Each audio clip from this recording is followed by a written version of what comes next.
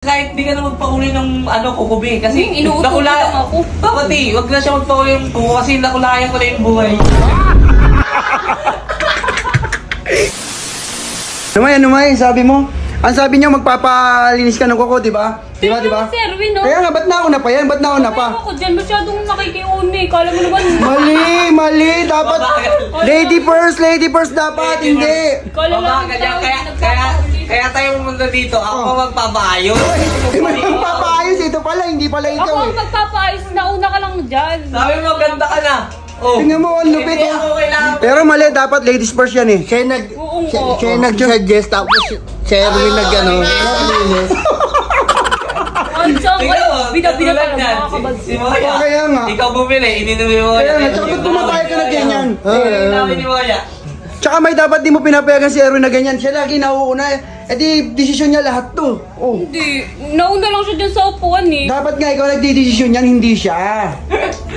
Mali-mali ka naman, May. Mali-mali ka eh. Wala kaya mo, kahit di ka na magpauli ng kukubi kasi inuuto lang ako. Pati, wag na siya magpauli ng kuko kasi nakulayan ko na yung buhay niya. Kinilig kami ron ah. Ang lumit mo, idol. Pero totoo yung May, simula nung naging kayo ni Erwin, yung decision siya lagi o ikaw? Piling mo yung buhay ko eh. Hindi naman naging miserable yung buhay mo nung naging asawa mo na siya. May team lang ako pero hindi ko pinadilim yung buhay mo. Ay, lumit. Sigurado ka, Maya. Ganyan ba talaga yan kahit nung mag-boyfriend pa lang kayo? Ewan ko. Ba't di mo alam? Ibig sabihin pala, may tinatago ka, no? Ba't wala? Malalaman mo na kaagad yan sa paglilinis pala ng kuko. Imagine, kipapalis ang kuko. May pinopormahan yan, May. Siguro, hindi. Malay mo, bakla siya. We, bakla eh. Magkakanak na nga. Bakla ba yan? Inanakan, bakla pa din. Kaya nga, bakla yan. Bakla lang yung kulay ng yun. Tingnan mo, pero lalaking lalaki yan. Pero tingin ko hindi dahil bakla siya eh. Mas tingin mo, di ba? Ano? Tingin ko baka mamaya. Pupormahan yan kasi nandito ako. Ikaw kasi Papa, di ka kasi makapagpalinis ako kasi yung daliri mo nataga. Ayoko lang magpalinis. Alam niyo kung bakit? Price masyadong mahal eh. Wala akong pambayad. Ano mahal? Mura lang yan. Eh di bayaran yung dalawa. Papalinis ako. Bawal ka na. Ayaw mo kasi pakita yung daliri mo. Eh, ito na nga. Pinakita ko na nga. Ayan Kalate yung bayad din. Madam, Siyempre pag sa'yo mahal na yan kasi mahirap ayusin yan. Halika. Tanong mo kay Madam, paano malilinis pag ganito yung daliri? Pwede yan. Magagawa natin ng paraan yan. Ano yan, Madam?